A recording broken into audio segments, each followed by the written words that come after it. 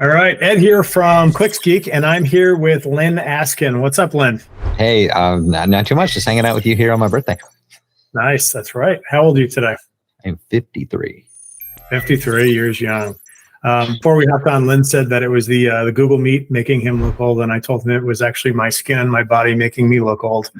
So it doesn't have the skin smoothing that the Zoom has. I almost don't want to look at it anymore. Lyn, tell everybody, give them like a 90-second elevated picture of who you are, what you do, and before we kind of dive into the backstory. Sure. Gosh, I'm a long-time digital marketer. I guess I built one of the first online auctions in 1996. Built an e-commerce store in 97 that we ran for 20 plus years. Somewhere along the way, like most of us in this industry, somebody needed some help with a website, and he started helping people do that. And it's just turned into an amazing career for me, and an amazing life, and amazing lifestyle. And it's afforded me a lot of, really good things, and a lot of freedom in my life. And I've met an amazing number of really, really great people along the way, including yourself. Awesome. And what's the name of your agency? Oh, my agency is called Raxxar Digital Marketing. Got it. Okay. And to kind of give people an understanding, what kind of services do you offer? Is it web design, SEO, PPC? Give me a little context. Sure. We're a full service agency, so I think we may have actually started in SEO, and I think we had some crazy dumb name like Louisiana SEO Experts, and like most SEO agencies, when we'd get a client, we were getting them a little too late. They had just built a website. Just paid a bunch of money for the website, and then we'd take over and we'd have to rebuild or restructure or reorganize the site in such a way that we're like, man, we're just not getting these clients early enough in their journey, because they're having to spend too much money extra to have to do these sort of things. And so, Raxxar was born, and we started building websites and doing internet marketing, and of course, full line of services with Facebook ads and PPC and all the usual digital marketing sort of things.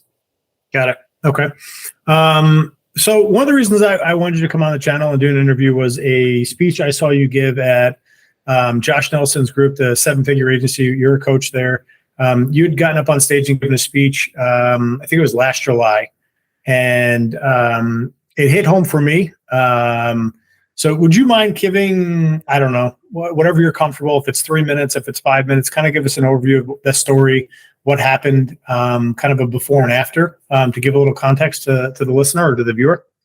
Yeah, sure. I think my story is interesting. I think it will resonate with other people, because I've done the same things that most of you guys listening to this have done. We built an agency, with the goal to serve our families, to serve our clients, to serve our communities. I've always told my team that we're not just web developers, we're community builders, we're job creators. And so we've always sort of taken that approach when we help clients. We're helping them achieve the American dream. And I had the same typical kind of upbringing that a lot of us have. I've been an entrepreneur my whole life. I had a paper route when I was 9 years old, and sold candy bars to survive. And I never had a pair of Nikes or Levi's growing up. I had to earn all of that. If I wanted that, I had to buy it myself, and it just becoming entrepreneurial just sort of became a part of me. And so I grew up with that sort of mindset of if I wanted it, I needed to earn it. And we had a great career, kind of going along, building a digital marketing agency for the last 25 years, I guess. But we had the same challenges that most people have in their businesses. It was kind of a lack of a clear vision, just being good at something or being, wanting to be good at something doesn't really qualify you to actually run a business. There's a lot of things that go into running a business that most entrepreneurs aren't really up on, taxes being one of them, and accounting and those fun things that we all have to deal with. Yep. And so, we had a lack of kind of a clear vision, and we were serving everyone. We were a little bit to everybody, kind of the jack of all trades sort of thing. There was a lack of accountability in our agency across the board. I had people that worked for me that I really liked, and maybe they weren't getting the job done as well as we'd like, but they never really got held accountable, because that's a hard thing to do. But I have been a lifelong learner. Behind me is just walls and walls of books and on me trying to get better at business. But in 2020, it was October of 2020, I collapsed in my yard. I had a massive pulmonary embolism, and gosh, I ended up being raced to the hospital, and all I could think about on that drive, they ask people that are near death, like, what are their regrets in life? And a lot of that is time spent with family. And, I wish I hadn't worked so hard. And to be honest, and I've been a good dad, I've been at every math Olympics and every spelling bee and every piano recital, every karate class that my son's ever had. And so it wasn't that. I was a pretty good parent, but I did work a lot. And, and as I was laying there sort of fighting for my life, I thought, gosh, what kind of mess did I leave my wife and son? I didn't really have a business. I had a job. And I imagined my wife was going to have to go down, fire all of our employees, lose all of our clients, and lock the door behind me. And that essentially would have been my legacy. Now, I had a life insurance policy that would have taken care of them fairly well, but for them to have to deal with that, it was just unacceptable. And thank God I survived. I mean, I lived to fight another day and was given another chance. And so I've spent the last 2.5 years, I guess, systemizing my business, putting better processes in place, putting better people in place, building more profit into our agency. And honestly, along that, that's probably what you heard me talk about. I talked about the systems and processes that we built to grow our business. And at some point along the way, I found EOS, which is the Entrepreneurial Operating System. And that really had one of the biggest impacts on my business was putting those sort of things in place. And the results of that, I guess, over the last couple of years, we've almost 3x'd our revenue. We've 7x'd our profits, and we grew from 10 employees to 27. And I guess the biggest impact out of all of that was I was able to take myself out of the day-to-day operations of my agency. I no longer have to, if I have to touch a website, I'm shocked. Like we build websites and get clients that I never knew existed. And so that's a really cool place to be in your business. That's when you actually have freedom. That's when you can actually spend more time with your family, and your clients are getting taken care of because you've built the systems or processes and people, and you put that in place, and you're able to handle that. That's awesome. And to take it a step further, you are now an actual certified implementer with EOS. Yeah, that transformation on my business was life-changing. In some ways, it kind of saved my life. This business was killing me. I was working long hours. I was, while I was spending time with family, I wasn't sleeping. When they were asleep, I was working. And that was difficult. And it was challenging on me. It was challenging on my team. It was challenging on my employees. And that transformation that we made when we found EOS really made me passionate about helping others do the same thing. And I've been a coach for the last couple of years. My freedom in my business has allowed me to become a coach in Josh Nelson's 7-figure agency. And EOS just became a natural extension of that. I wanted to bring more value to the group and to the people that we coach. And so I've recently become a professional EOS implementer. Nice. Very cool. So let me ask you a question. You go from 10 employees to 27, so roughly 3x your head count, 3x your revenue, seven times your net. Someone in a similar situation that is barely keeping their nose above water, just getting air in, just surviving, where do they start? Where is that the journey of 1,000 miles starts with the first step? Where is that first step? Like, what do they do? Well, I think we've heard a lot about start with the end in mind. You have to have a clear vision for what you're trying to accomplish. Because if you're just going in with the mindset of we're going to try and survive another day, that's tough on you. That's tough on your team. But when you can get your team and you all with the same vision, whether it's a 10-year target or a 3-year plan or a 1-year goal, or even 90 days ahead of now, if you guys can get on the same page about one, your core values, about who you are, who you want to be, and two, maybe who your target market is, who it is that you really serve. And then you can put together, it's this whole package of your vision of who you guys want to be, whether it's 10 years down the road or 3 years down the road or 1. That alone can help solidify your team in a way that they all sort of believe in the same thing and they're all aiming towards the same goal. So that's where I'd start. I think it starts with vision. Second component of that is obviously people. You got to have the right people in the right seats. Got it. Have you read Cameron Herold's Vivid Vision by chance? I have not heard that one. Throw that on the list. I think you're going to dig it. But it's all about painting that picture of what life is going to look like and future pacing the organization, and just being very clear on what it is that you want. So basically just what you've said, but just elaborated. I think you'll dig it. Very good. Okay. So let's say you've got a digital marketing agency. You're handling sales. You're handling everything, a little bit of fulfillment, a little bit of sales, a little bit of back end. And you're saying put the right butts in the right seats.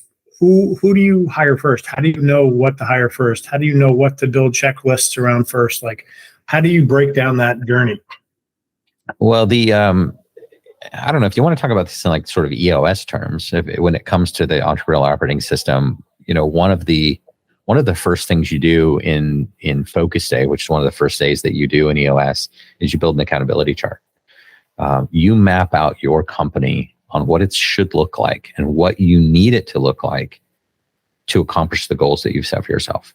And that might be 6 months down the road. It might be 12 months down the road. But you are, like you said, you're sort of future pacing what that accountability chart should look like.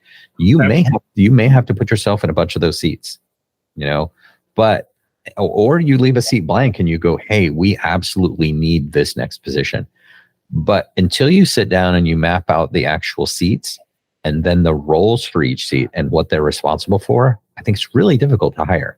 I think a lot of us have made the mistake of going, oh, that's a pretty good person. I'm going to try and bring them in and figure out what they're supposed to do. And then that person ends up coming in and sitting here going, what the hell am I supposed to do here? Right? There's no clear directions. There's no training. I'm not sure. And your employees will feel unimportant because you've just hired them and that's it. Imagine that experience for an employee if they were to come into your company and go home at night and go, gosh, I didn't even talk to Lyn today. Like, I don't know if I'll ever see him. He's so busy. I'm hired, but I don't know what to do. Versus, an experience where, somebody starts and you've had them shadow someone for a day, and then you've taken them to lunch and you've celebrated them, and then you've sent a gift home to their spouse or parent. And now you've got somebody at home championing the company too. There's just a couple different ways that can go down. And I really think that obviously there's one way that's better than the other. Right. Yeah. One of my favorite presentations at this past week's 7-figure agency event was Brad from Clint Grower and his account management talk, and how, not related to account management, but just in general, building out little mini universities for each particular role. So people are training in documented processes before they're even going live for it. So practice runs before you go live style of an approach. We run that on the PPC side of things. We've got a training program we put people through.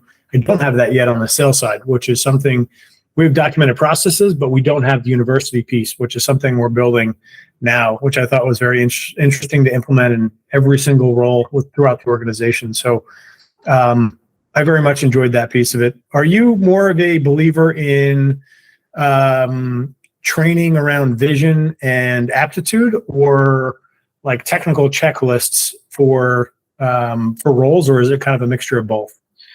I think that's a mixture of both. I think you hire, the way EOS would say it would be right person in the right seat.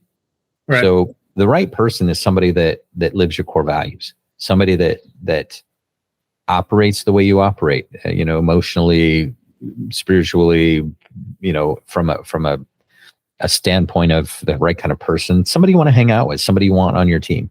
Yep. That's the kind of the right person. The right seat, there are people, the right seat person is somebody who can excel at their job, somebody who's really good at it, somebody who's got a passion for it, somebody who gets it, and they want it, and they've got capacity for it. And so EOS merges those two things to make sure you have the right person in the right seat. So it's a combination of both. We hire and fire and praise and all of that stuff with core values first. Got it. Okay. What's your hiring process like now that you've got almost 30 headcount? How does that work for you? I mean, do you have a pretty extensive hiring process? How do you recruit? How's it different now than it was, say, 3 or 4 years ago? Yeah, I think that's maybe a little difficult to answer. Obviously, we hire for a position. So, we've made the mistake, even recently, we hired somebody that was like, oh my gosh, she's available. We got to grab her. Right. And we did that. And I didn't have her position really dialed in. She didn't really know what she was supposed to do here. And so she came in feeling lost. She didn't feel valuable. And we made a mistake there and lost a good person at some point. And so ideally, we hire for what we need. So our content writers come in. We have a quick sort of interview, application process. They go through a skills test and things. But our next interview, really the first time I take to them, we talk about core values. We talk about what they like to do, how they spend their time. We want culture fit more than anything. And so we spend a lot of time looking at that. And if we think they're the right person, we can train them to be in the right seat. Got it. Okay. You mentioned culture a couple times. What is Raxxar's culture? Like, how do you define what it's like to work with you guys? Well, really, it kind of stems around our core values. Our Raxxar core values are really around delivering excellence, being resourceful, being on the cutting edge of things, and one of our core values is that we're fun. And so we want to make sure that people understand that and they get that. And I don't know, we're kind of a little family here. I view every one of my employees and my team members as a family member, and a family member that I picked, not the ones that I was just born with. And so I got to pick them. They're on our team. I think there's a danger being a business owner of getting a little comfortable. I think that, once we hit a certain level and we've hit a certain financial goal in our lives and our lives sort of become easy, it can be easy to relax. It can be easy to go, okay, now I'm comfortable and I don't have to work as hard and we don't have to go grow and build it. Saw a quote recently that I really loved.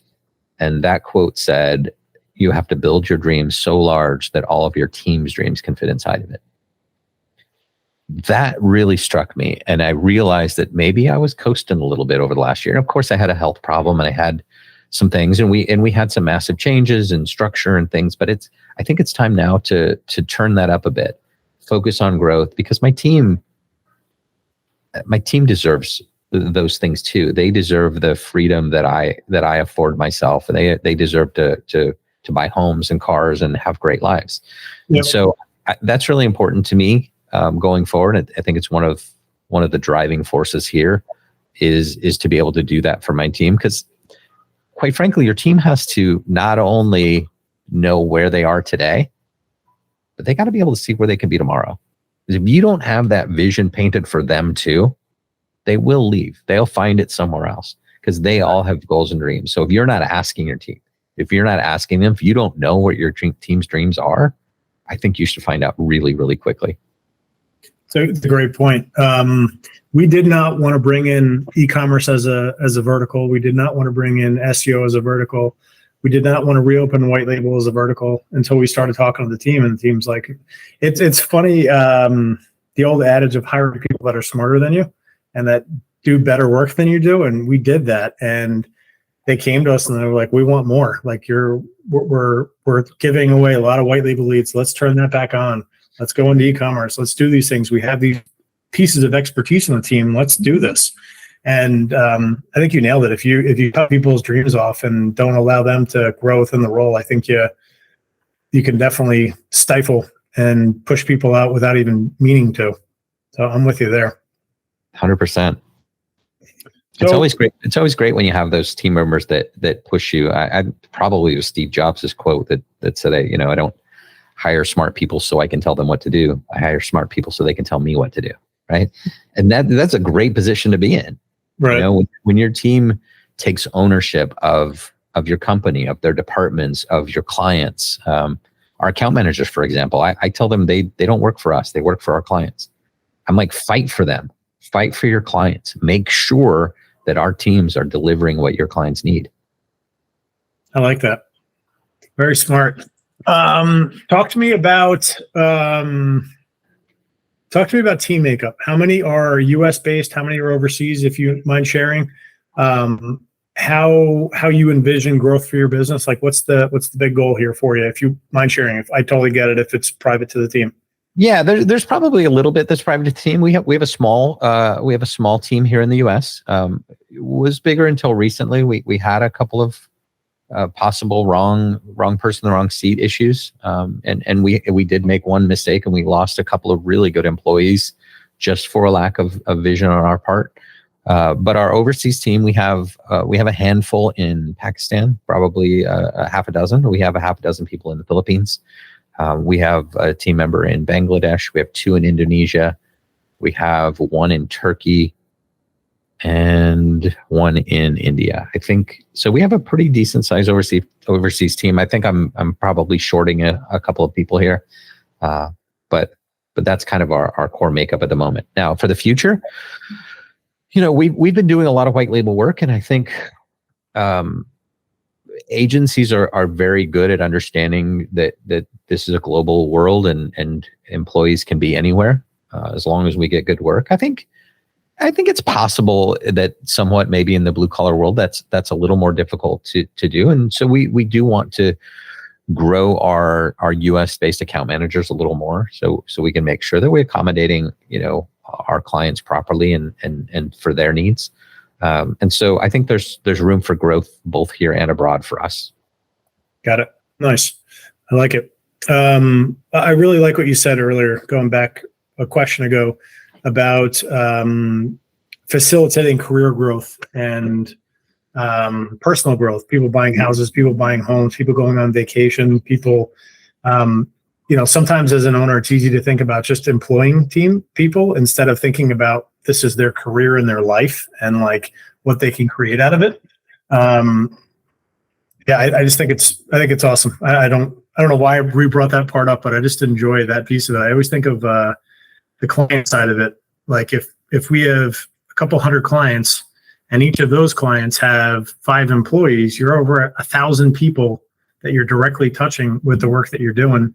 Then they have their family and their kids and then the stores and the shops that they go to. And it's just like, as an agency, you have this ability to create these spider webs of effect.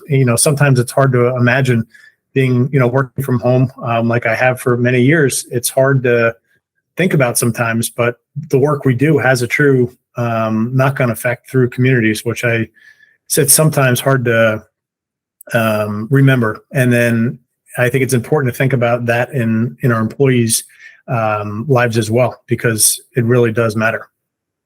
Yeah, I don't know. It's something that, like you said, it is as a business owner in the stress of things. It's easy to forget sometimes, but I think it's really important to keep that in the front of mind, from your employees to your clients to their clients and to their employees. Yeah. People talk about sometimes like, oh, I'm afraid to. You charging too much. Well, no, I'm paying my employees well, and I'm, we're all in this to live the American dream and prosper across the board. We have to charge more. Are you not giving your employees insurance? Do they not? And so it's not always great to go with the lowest priced agency. It's not always best to go with the lowest priced anything, because either somewhere something's getting cut. Whether that's in employee satisfaction or quality of work or whatever, you do have to charge enough money to keep a great team. And so, I don't know, it's just something to think about, something to remember. Yep, I agree. It's the It's the old adage of either get speed, quality, or price. You can have two of the three. You can't have all three. Who is EOS ideal for? Is that a better question? All right. So, Lyn, talk to me about EOS. Who is EOS ideal for? Yeah, EOS is really ideal. I think it can work in almost any company. Ideally, I think, you have to be a certain size. I think that you probably, EOS basically says it's great for companies between 10 and 250 employees. Okay. But who it's really for owners and leaders who are open-minded, honest, willing to be transparent with themselves and their team, who are maybe more afraid of the status quo than they are of real growth. Okay, I like that. You hit something pretty good there. You said honest with themselves. And I think that speaks to being honest to what your actual strengths are, what your actual weaknesses are, and where your blind spots are. I'm assuming that's what you're referring to. Is that kind of like the honesty piece of it? Is that where you were headed with that, or is there a different angle I'm missing? No, that's really it. I think there is there's room in a lot of industries for a little more authenticity. Okay. I think sometimes when you look in the mirror, I've done it myself. I've looked in the mirror and I'm like, man, I'm in that sales and marketing spot. Is that really the best use of my time? Should I hire somebody in that spot? And being honest about where you are, looking at real numbers, looking at your team with an honest lens, looking at yourself with an honest lens. Is that person really here because I just like them, or are they the right person in the right seat? And so there is a lot of kind of honesty that comes out of this process. EOS is really designed to help you get stronger at three things. And that's the vision portion of it. That's where you have to get everybody on the same page in your team, get everybody kind of on the same page with your vision and how you plan to get there. And then the traction part of it is really about instilling a focus or a discipline or accountability throughout the company. Now, not everyone loves that. Not everybody loves that accountability part. Not everybody loves to be tracked by a scorecard of are we on track or not? There are probably, if you're honest, there are probably people in your company that are coasting a little bit. So when you hold some people accountable, some interesting things shake out. Mm-hmm. But the third part of EOS is really about creating a health in your company. That's helping your leaders and your team members become a more cohesive, functional and healthy leadership team. Got it. Okay. I first learned the terms visionary and integrator from reading the EOS books. Can you talk to me about what a visionary is, what an integrator is, and how that would apply to the EOS framework and how you'd roll it out in a business? Yeah, a lot of great companies have both. A visionary is a lot of times it's the entrepreneur. It's a guy who had this dream of, he was good at making this one widget, and he's like, man, I could do this and I could help people. And it's sort of, visionaries are really good from sort of a 30,000 foot role. They're the guy that comes into every meeting with 20 ideas, like, hey, we're going to do all of these different things. And the integrator, though, that's the person that actually drives the bus in the company. That's the person that gets the work done. That's the person that works with the visionary to say, hey, Lyn, slow down a little bit. We've already got these goals and we made these plans last month. We're not going to abandon those yet. We're still working on that. That's a great idea, but maybe that's next quarter. Right? And so that's the person that's better at having those tough conversations with the team. Sometimes the visionary doesn't like those tough conversations and avoids that sort of conflict. Your integrator's the person who kind of drives the bus a little more. I don't know if that makes sense. That makes complete sense. Is there scenarios where you've seen it where a founder can be both visionary and integrator, or does it tend to be more like a true personality trait? You tend to be one or the other. Maybe are there any blends? Does that make any sense? I think it can. I think it can certainly. I think it can certainly be that. I think you may lack in one area or another. I think it would be tough to be both really, really well. If you think of Apple, you think Steve Jobs and Tim Cook. Steve Jobs was the visionary. Tim Cook was the executor. Yeah, he's the one that got a lot of the work done. And so, and maybe that's Wozniak. Maybe I'm mixing them up, but sure. I mean, I think there's always somebody that's more like 30,000 foot visionary, and then there's somebody that's got to put their nose to the grindstone and get the work done. Got it. Okay. If someone is interested in the EOS idea for their business, how do they learn more about it? Are there resources? Is there things you could point them to? Sure. The EOSworldwide.com is a great site. Got a lot of great resources to talk about EOS. I'm always available for a quick chat, and I can talk you through and see if this might be something that we would look at. Okay. The EOS model is something that starts with something called the 90-minute meeting. And the 90-minute meeting is where I come in, I meet with you and your leadership team, and we talk through the EOS model. And I find out a little bit about you. I tell you a little bit about me and the EOS and how that works. And then I'm going to walk you through all the tools and kind of tell you, what it is that we're going to try and help you accomplish. And then I'll walk you through the process of what it's like to work with an EOS implementer. So that 90-minute meeting is available to anyone that sort of fits that criteria, and we'd love to do that. So if anybody's interested in talking to me about EOS, just hit me up. I'm easy to find. Okay. And I'll drop links below in the video description for Lyn's marketing agency and for Lyn's EOS page. Lyn also does white label work. But do you want to talk about what you guys do on the white label front for other agencies that might be potentially watching? Yeah, sure. I mean, we've spent the last several years helping other agencies scale and grow.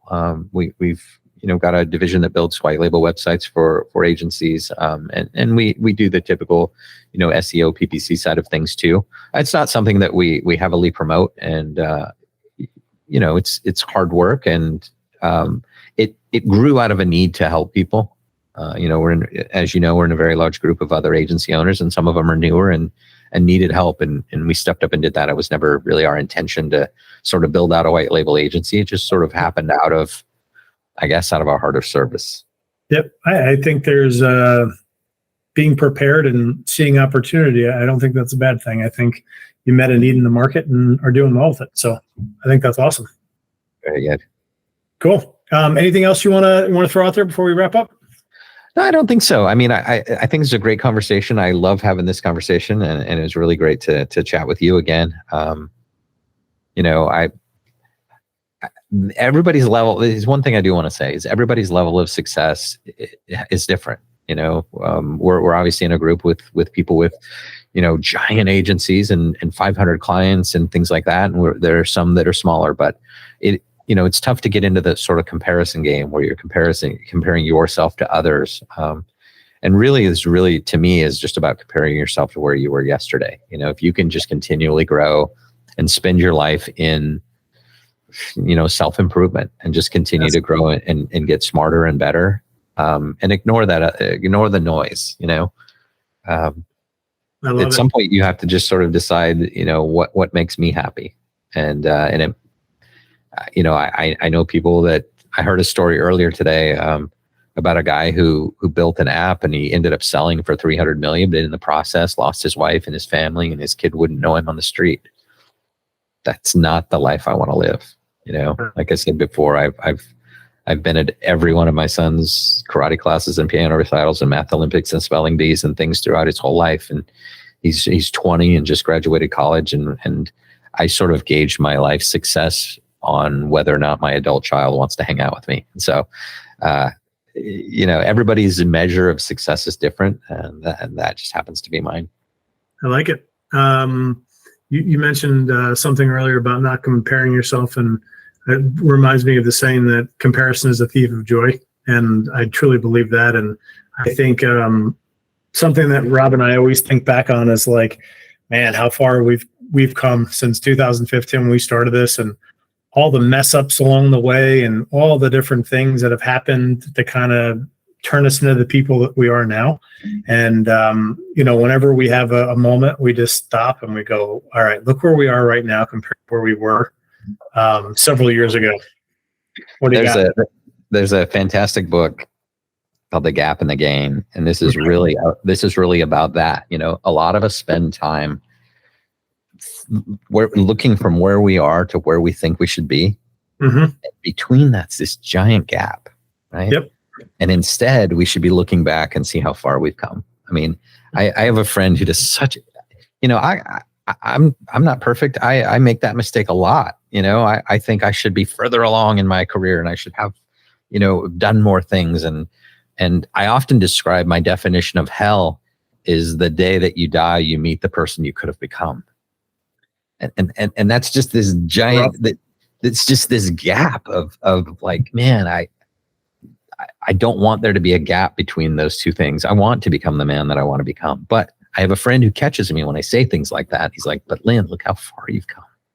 Right. Stop, take inventory, think back to how you grew up and what you've done and what you've accomplished. And, you know, and look at where you are. So the gap and the gain's a real thing. If you're focused on the gap, man, that's tough. That's tough. Yep. You got to focus on how far you've really come. Nick Kramer says that to me when I've lost 100 pounds, but I feel like I still have another 80 to go. And he's like, bro, it's like, look how far you've come. Give yourself a break here. And it's he's right. But you know, you just don't think of that in the moment. You just think, you know, you look at macro instead of the micro, and sometimes it's important to kind of zoom out to zoom in, like you're saying. So yeah, I appreciate that. I love that. That's really smart. So I love that kind of thought process. Awesome. So I'm going to drop Lyn's links below to his EOS page and to his website. If you guys need anything, his links will be below. Lyn, thank you very much for hopping on today. I'm going to stop the recording. This is a lot of fun. Thank you for having me. This is amazing.